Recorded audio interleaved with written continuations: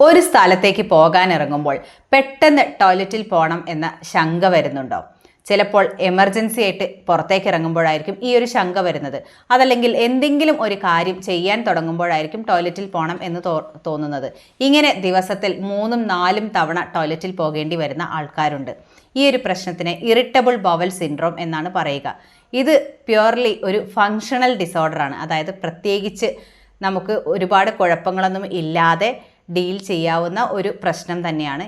ഇതിന് ഹോമിയോപ്പതിയിൽ ഫലപ്രദമായിട്ടുള്ള ട്രീറ്റ്മെൻറ്റ് ഉണ്ട്. ഒരുപാട് ആളുകൾ ഈ ഒരു പ്രശ്നം കാരണം ബുദ്ധിമുട്ടുന്നുണ്ട്. എങ്ങോട്ടെങ്കിലും പോകാൻ ഇറങ്ങുമ്പോൾ ഒരു സ്ഥലത്തേക്ക് വിശ്വസിച്ച് പോകാൻ വയ്യാത്തൊരവസ്ഥ പലരും ഇങ്ങനെയാണ് ക്ലിനിക്കിൽ വന്ന് പറയാറുള്ളത്.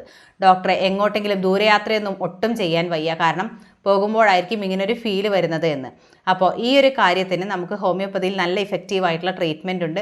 കുറച്ച് നാളത്തെ മരുന്ന് കൊണ്ടും അതോടൊപ്പം ചെറിയ വ്യായാമം കൊണ്ടും നമുക്ക് ഈ ഒരു പ്രശ്നത്തെ സോൾവ് ചെയ്യാനായിട്ട് സാധിക്കും.